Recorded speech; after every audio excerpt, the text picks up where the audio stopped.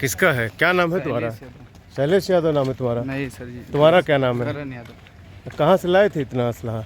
हमारा नहीं सर, हम साथ में पकड़े गए। साथ में पकड़े गए? और इसके पहले कहाँ कहाँ बेचे हो? कहीं नहीं सर। हाँ।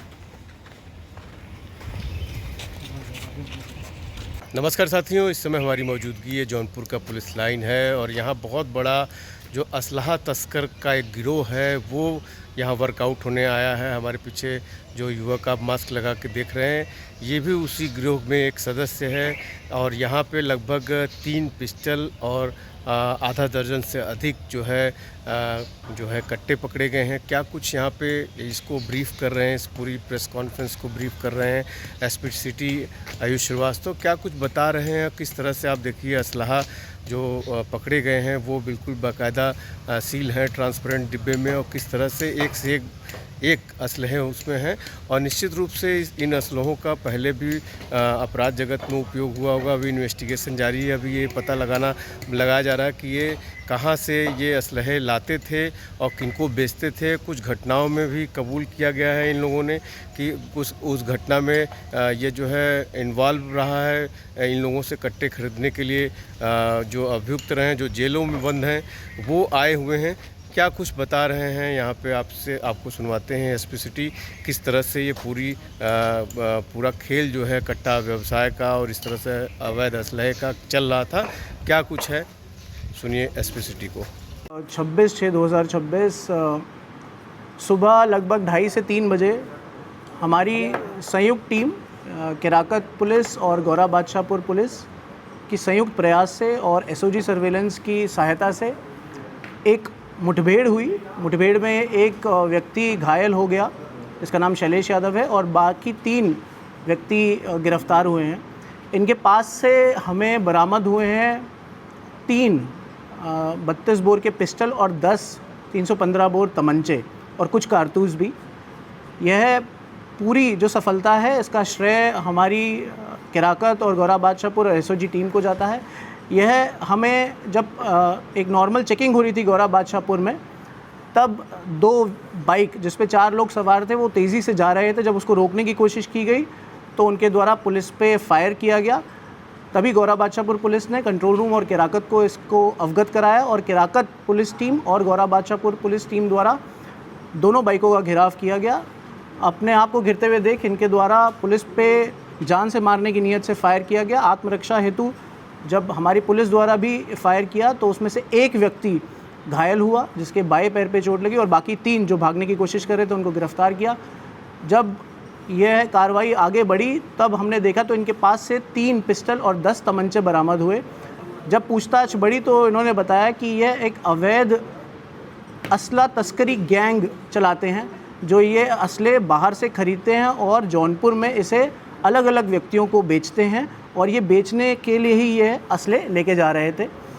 ये जो बरामदगी है इससे ये होता है कि यहाँ पे इतनी सारी हत्याएं, लूट और वसूली इन असलों से की जाती थी, तो इन असलों के माध्यम से ही ये घटनाएं आगे रोकी गई हैं। और क्योंकि आगामी इलेक्शन आ रहे हैं तो इसके मद्देनज़र भी यह बहुत बड़ी सफलता है। तो मैं बताना चाहूँगा ये बाहर से पिस्टल 25 से 30 हज़ार की खरीदते थे और कट्टे 5 हज़ार के, और उसे महंगा करके जौनपुर में लेयर बाय लेयर जिनको ज़रूरत होती उनको बेचते थे और उससे ये अपना पूरा सिंडिकेट चला रहे थे। तो हमारी पुलिस द्वारा पूरे सिंडिकेट को तोड़ा गया है। इसमें वरिष्ठ पुलिस अधीक्षक द्वारा हमें मार्गदर्शन दिया गया और केराकत पुलिस थाना और गौरा बादशाहपुर पुलिस थाना और एसओजी का संयुक्त प्रयास से बहुत बढ़िया सिंडिकेट एक खोला गया है और ये बड़ी सफलता है जौनपुर पुलिस। कहाँ से खरीदते थे सर? ये अपने यूपी से ही है कि अन्य? नहीं, मैं बताना चाहूँगा क्योंकि जो इनका मेन लीडर है शैलेश यादव, जिस पे 16 मुकदमे हैं और वो अंतरजनपदीय लुटेरा है, उसके साथ पुलिस की पहले भी मुठभेड़ हो चुकी है, वह घायल है।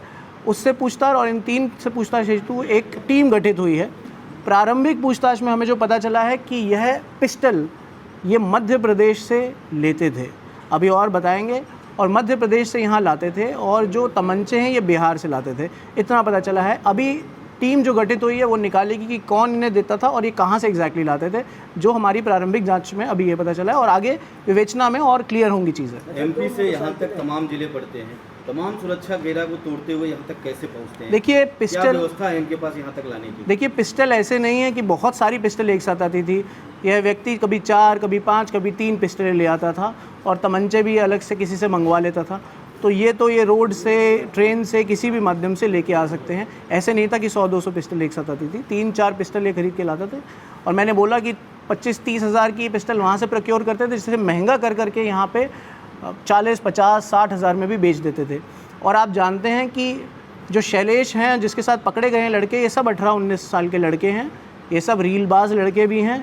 यह सब डराने के लिए, लूट के लिए और हत्या करने के लिए ही इन असलों को इस्तेमाल करते थे, जो अभी तक प्रारंभिक जांच में सामने आया है। जो मोटरसाइकिलें बरामद हुई इनकी हैं या चोरी की हैं, कैसे? जो मोटरसाइकिल हैं वो अभी इन्हीं के नाम आए हैं सामने। एक स्प्लेंडर है और एक अपाचे है।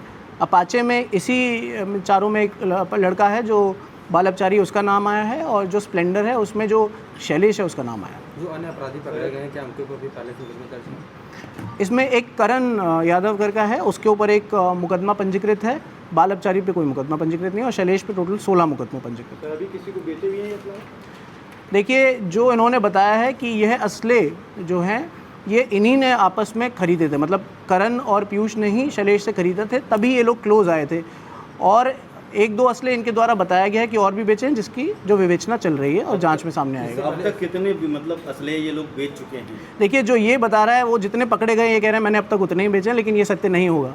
तो उसके लिए मैंने बताया विवेचना चल रही है, क्योंकि वे घायल भी है तो हम पूछताछ जितने अच्छे से भी नहीं कर पा रहे। इससे पहले जब गाजीपुर में मुठभेड़ हुई थी, क्या इसी मामले में जो असला बरामद हुए थे, क्या उसमें? नहीं, अभी ये गाज़ीपुर से इसका कोई लिंक नहीं आया। मैं इतना बताना चाहूँगा कि यह जो हमारी एक जफराबाद की लूट हुई थी कुछ दिन पहले ही, उसमें ये सामने आया है कि वह अपराधी शैलेश से जुड़े थे असला लेने के लिए। वह मांग कर रहे थे कि आप तुम असला दो, तो शैलेश एक बड़ा असला तस्कर था जो बहुत लोगों को असला प्रोवाइड कर रहा था। पुलिस क्या जड़ तक पहुंच पाई है? कहाँ से ये मेड होता था या कहाँ से ये बनता था? देखिए, अभी क्योंकि ये कल रात में, मतलब आज सुबह ही हुआ है और इस पर तभी हमने गहनता से जांच के लिए एक टीम बनाई है। टीम का उद्देश्य ही यही है कि हम एंड तक जाएं और एंड तक समझें कि कहाँ मध्य प्रदेश और कहाँ बिहार से ये हो रहा है। और मैंने बताया जौनपुर में इसकी डिमांड बढ़ती रहती है, क्योंकि रीलबाजी और कोई लुटेरे ये सब जानते हैं, तो ये जब भी डिमांड करते हैं तो एक दूसरे को बेचते हैं, तो बढ़ा के रेट करते हैं 45-50 हज़ार।